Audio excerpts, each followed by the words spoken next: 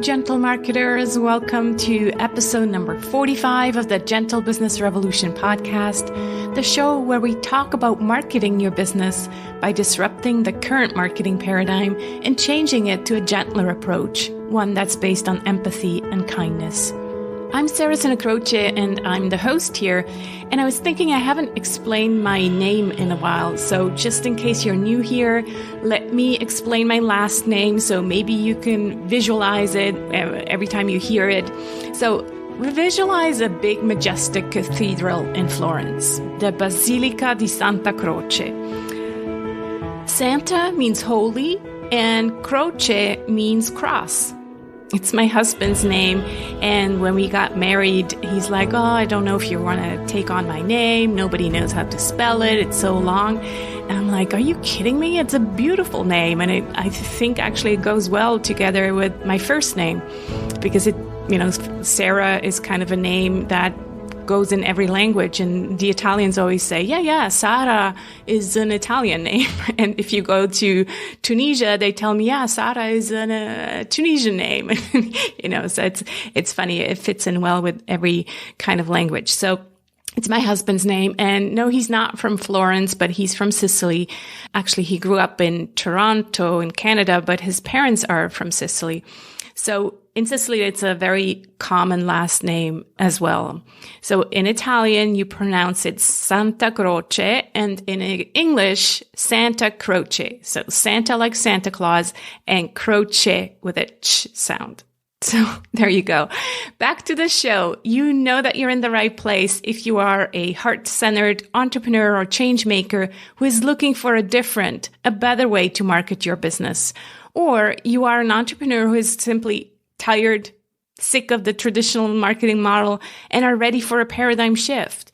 You might also be a marketing impact pioneer. That's someone who's working for an organization in a company, maybe in the marketing department, and really you are also looking to changing the current marketing paradigm.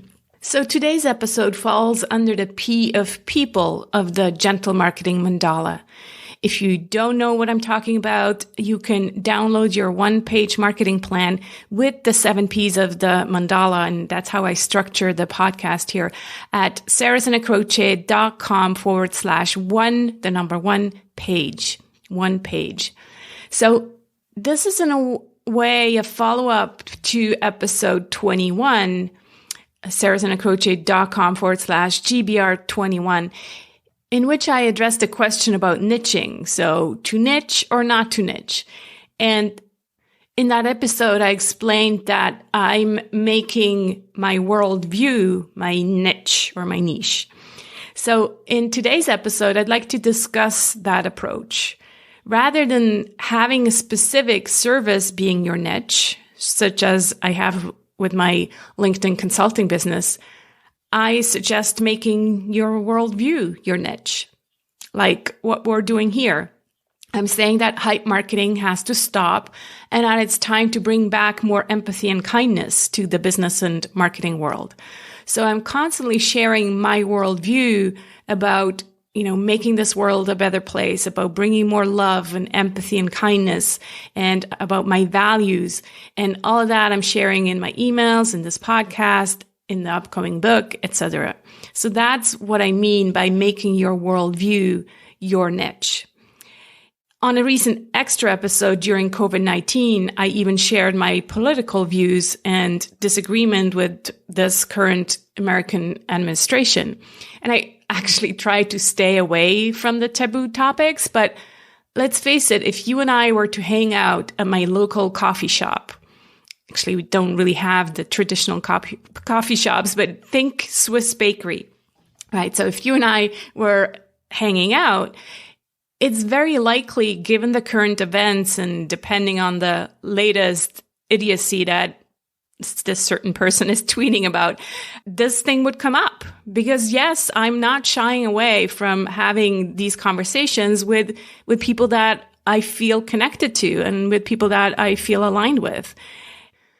I feel that you wouldn't be listening to this podcast if you didn't agree with this worldview, if you didn't also believe that the world deserves better, smarter, wiser, softer, more eloquent leaders.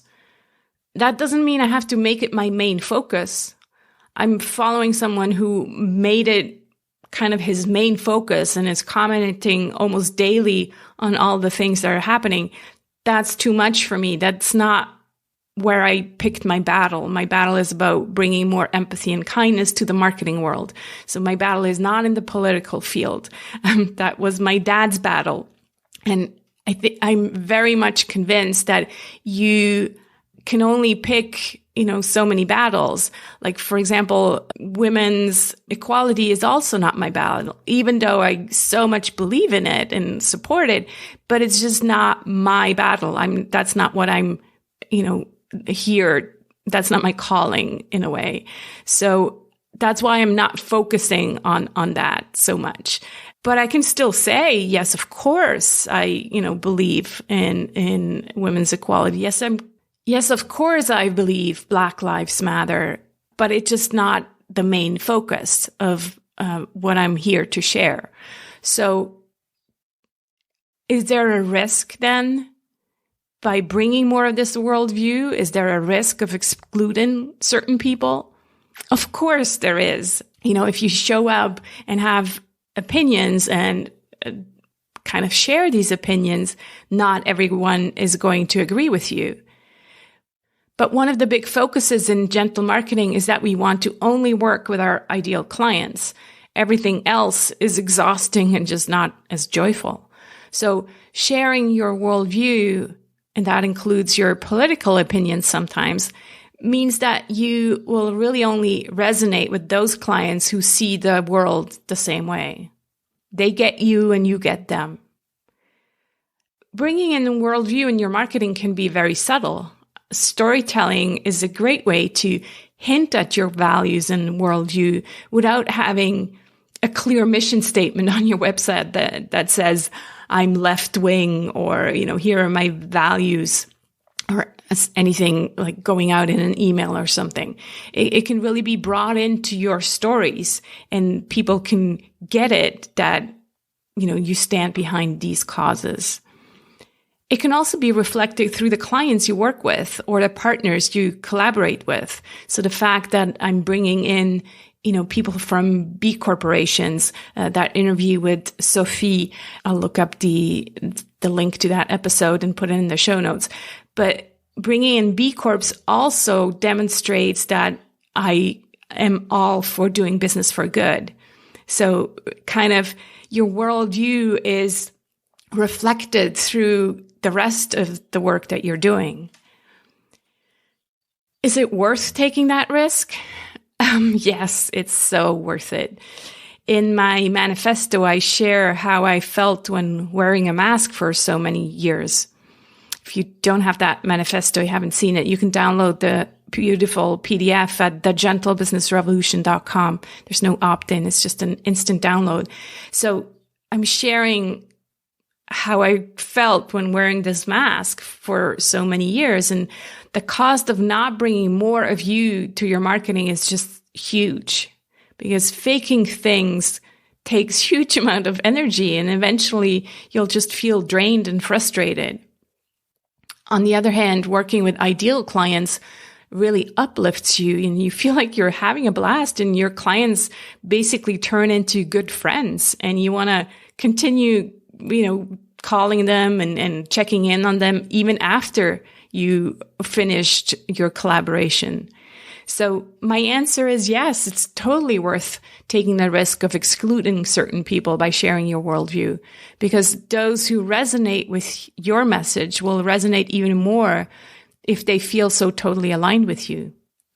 And don't get me wrong, I totally get it that it's not easy at the beginning when you're literally just starting out and you could care less whether your clients share your political views or not. Totally get it. And I think that's where I went wrong. I wanted to just accept every client, and that was fine, but I then never had the courage to bring in more of me after those few first clients, let's say maybe the first, maybe even the second year. So I encourage you to go ahead and just accept whoever comes your way in the beginning. But over time, show up with confidence and bring in more of you, more of your worldview.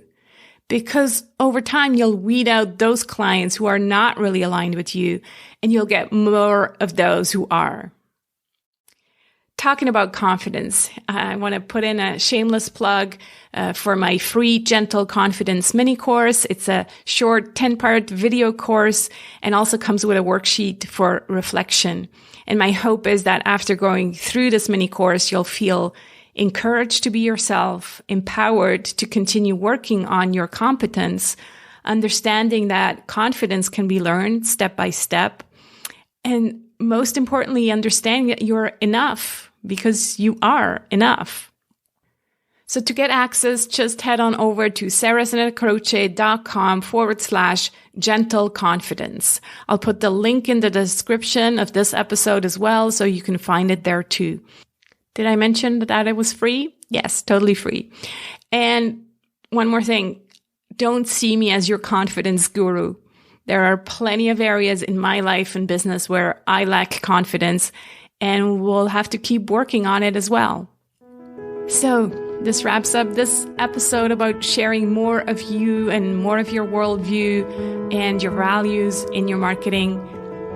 That's how we are the change that we want to see in the world. Speak soon.